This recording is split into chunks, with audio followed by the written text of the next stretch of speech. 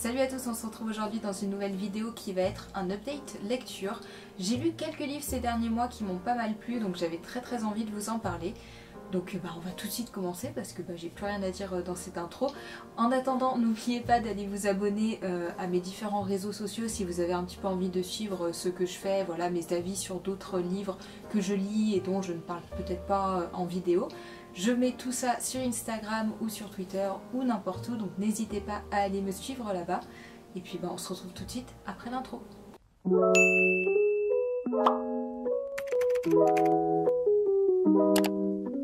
Donc on va tout de suite commencer cette vidéo avec ce livre qui est Poupée volée de Elena Ferrante. J'espère que je prononce bien le nom.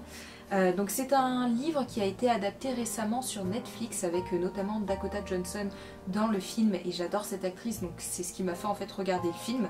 Le résumé était pas mal également, donc du coup je m'étais laissé tenter et je l'ai su en fait que après que ça avait été tiré d'un livre.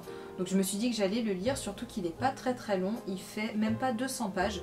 Donc ça se lit assez rapidement et j'étais vraiment dans une phase où j'avais envie de lire des lectures plutôt contemporaines, des choses plutôt ancrées dans la réalité.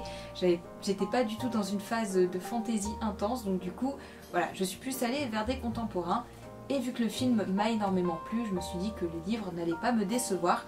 Et en effet, il ne m'a pas déçu, j'ai trouvé que c'était un super livre, j'ai passé un agréable moment à le lire. Donc c'est vraiment un petit livre qui se lit facilement et rapidement. On va y suivre Lida qui est une femme de 48 ans il me semble, qui va prendre des vacances au bord de la mer, je crois en Italie il me semble, si je me trompe pas.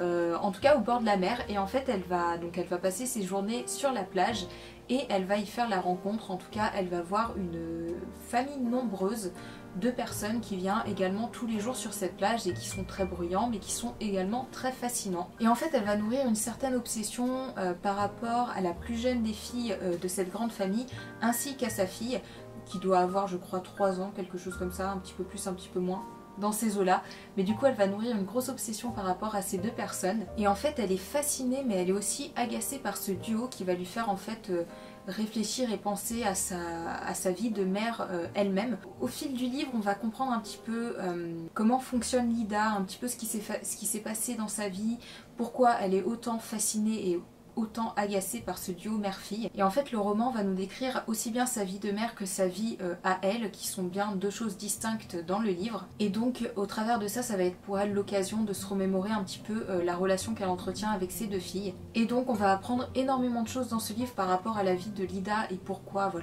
elle est tant fascinée et tant agacée par ce duo. Et j'ai trouvé vraiment que...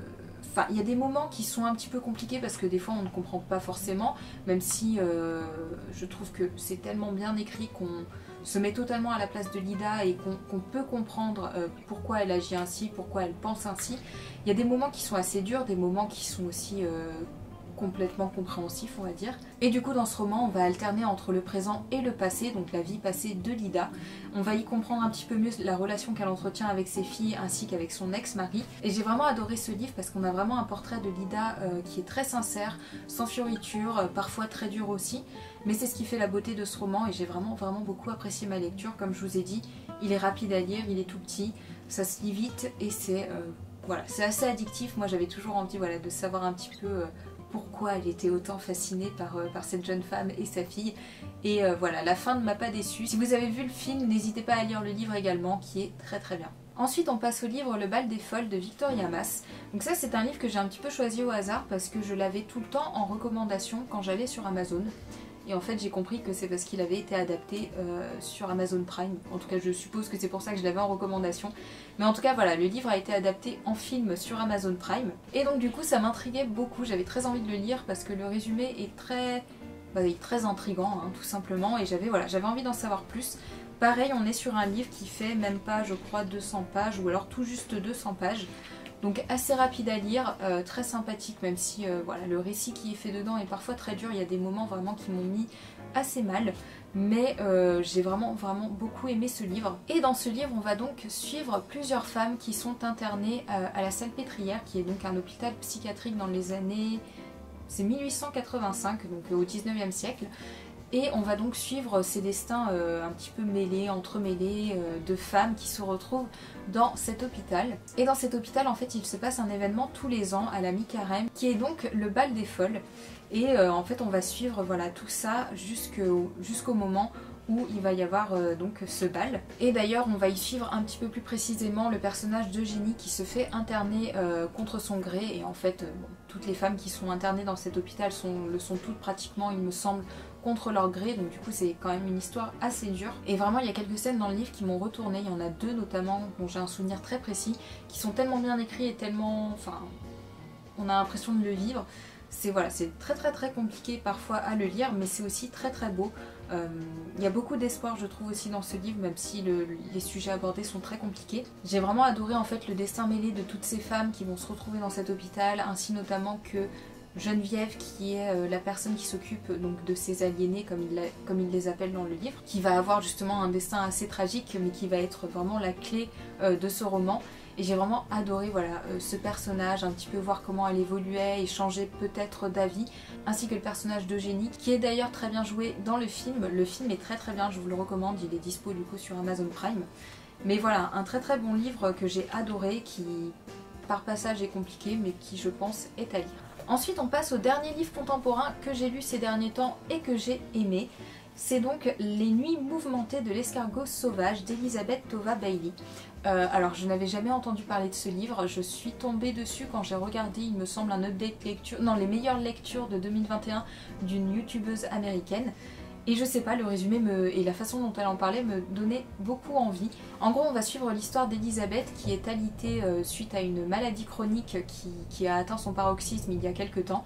Et elle va donc se retrouver chez elle tout le temps à ne rien pouvoir faire, avec, il me semble, une aide sociale ainsi que des amis qui vont lui rendre visite, dont une amie qui va lui ramener comme animal de compagnie pour tuer un petit peu le temps un escargot, ce qui n'est pas chose commune, mais qui est très... moi j'ai trouvé ça très sympa de pouvoir...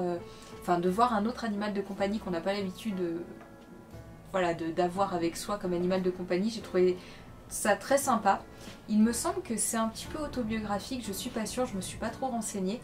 Mais en tout cas il me semble que c'est un petit peu tiré de sa vie, même totalement. Je sais plus trop, il faudra que je vérifie. Mais voilà, pareil, un tout petit livre de même pas 200 pages, 150 pages.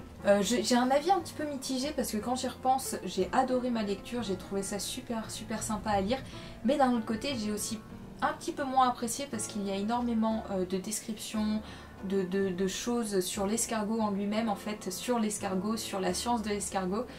Et du coup, voilà, il y en a vraiment beaucoup dans le livre, donc à certains moments, vraiment, c'était cool parce qu'on apprend des choses sur les escargots qu'on ne sait pas.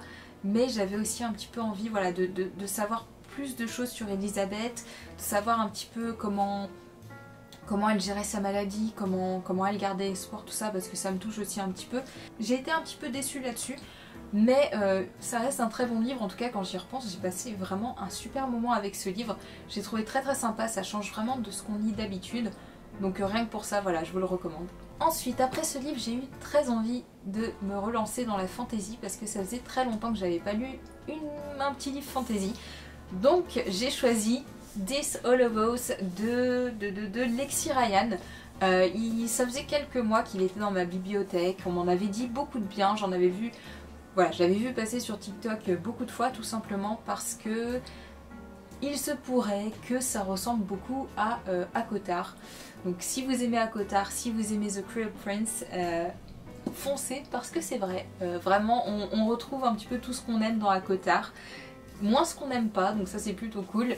Mais non, j'avais envie d'une lecture... En vrai de vrai, j'avais juste envie d'une lecture tranquille, sympa, dans laquelle j'allais pouvoir peut-être retrouver un petit peu tout ce que j'ai aimé dans ACOTAR et tout ce qui faisait que le soir j'avais qu'une hâte, c'était de lire la suite. Et ça n'a pas loupé avec celui-ci. Voilà, on aime, vraiment on aime, je veux dire c'est une lecture dans laquelle on y va et juste on est bien. On est dans son petit univers avec peut-être un petit triangle amoureux, peut-être un peu qui ressemble beaucoup à ACOTAR, mais voilà, non moi j'ai adoré. Voilà, je peux pas trop en dire plus. Si vous avez aimé ACOTAR, The Cruel Prince, foncez, il est top. Je vais quand même vous faire un petit résumé. En gros on va suivre l'histoire d'Abriella qui déteste les fées. Fée, fae, fée, féa, je ne sais pas comment on dit, je ne sais pas du tout. donc on va dire fée, ce sera mieux. Mais du coup on va suivre son histoire, elle vole en fait pour s'en sortir, pour subvenir aux besoins de sa petite sœur également. Et à un moment, je résume très mal, je suis désolée, mais ma lecture est tellement fraîche que du coup dans ma tête ça se bouscule un petit peu. Mais voilà, du coup à un moment sa sœur va être kidnappée, en tout cas elle va disparaître et elle va devoir la retrouver dans le monde des fées. En tout cas je crois que c'est ça. Il y a deux mondes un petit peu distincts, le monde des humains, le monde des fées. Bref, elle va devoir aller dans le royaume où elle ne veut pas aller et avec des gens auxquels elle ne veut pas avoir affaire. Mais du coup elle va devoir y aller pour retrouver sa sœur et de là va se passer plein de choses. Elle va rencontrer notamment un jeune homme mystérieux, très énigmatique, ainsi qu'un autre personnage dont je ne peux pas vous en parler sinon je vais vous spoiler. Mais voilà, c'est vraiment tout ce qu'on aime. Si vous aimez la fantasy de ce genre, foncez parce que vraiment moi j'ai adoré. Je l'ai lu en quelques jours, il se lit très très facilement. Il me semble qu'il n'est pas disponible en français, donc vous ne l'avez qu'en anglais pour l'instant. Le tome 2 sort dans pas très longtemps, en tout cas dans quelques mois, donc j'ai super hâte parce que j'ai trop envie de savoir la suite. Même s'il y a beaucoup de ressemblances avec ACOTAR, on est quand même... voilà, l'histoire est quand même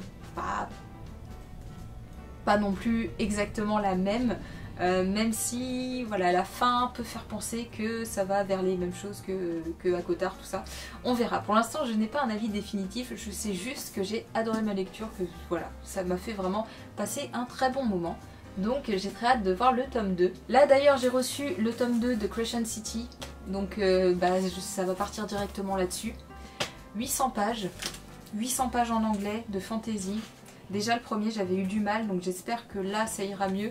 J'ai juste trop hâte de le lire, même si je vais mettre très longtemps je pense. Mais voilà, du coup on reste un petit peu dans le même thème.